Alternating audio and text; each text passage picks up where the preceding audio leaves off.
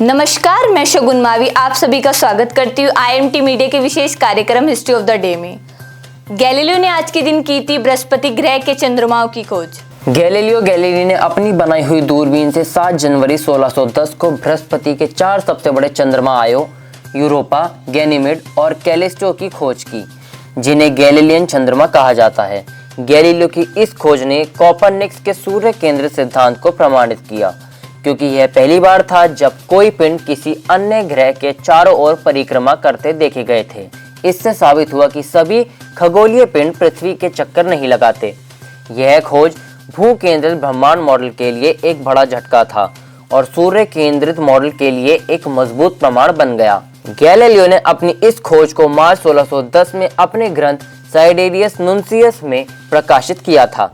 अंतिम मुगल बादशाह बहादुर शाह जफर द्वितीय के खिलाफ आज के दिन शुरू किया गया था मुकदमा। अंतिम मुगल बादशाह बहादुर शाह जफर द्वितीय के खिलाफ ब्रिटिश सरकार ने 7 जनवरी को मुकदमे की शुरुआत की थी। बहादुर शाह जफर पर आरोप था कि उन्होंने 1857 में सरकार के खिलाफ बगावत की चिंगारी को हवा दी थी। बहादुर शाह जफर को प्रथम स्वतंत्रता संग्राम में अहम भूमिका निभाने की भारी कीमत चुकानी पड़ी और उन्हें बंदी बनाकर रंगून ले जाया गया था, जहां 1862 में उनकी मौत हो गई थी। देश ने उनके योगदान को सम्मान देते हुए उनके नाम पर कई सड़कों का नाम रखा। पाकिस्तान के लाहौर शहर में भी उनके नाम पर एक सड़क है, जबकि बांग्लादेश की राजधानी ढाका में विक्टोरिया पार्क का नाम बदलकर बहादुर शाह जफर पार्क रखा गया है।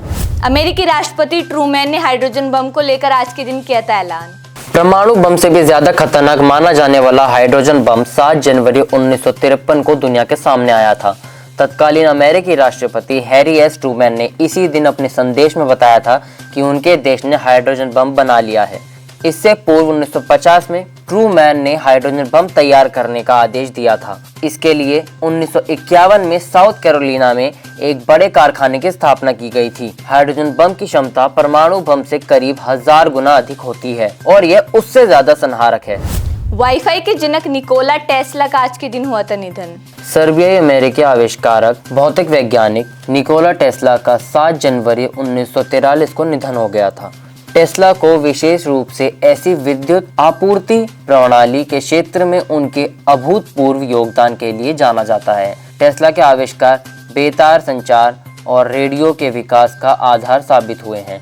विद्युत चुंबकत्व के क्षेत्र में किए गए उनके कई क्रांतिकारी कार्य माइकल फैराडे के सिद्धांतों पर आधारित थे। टेस्ला ने टेस्ला कॉइल का आविष्कार भी किया, जिसका इस्तेमाल एक्सरे से लेकर वायरलेस कम्युनिकेशन तक में किया गया। टेस्ला की तुलना मशहूर वैज्ञानिक थॉमस एल्वा एडिसन से की जाती है।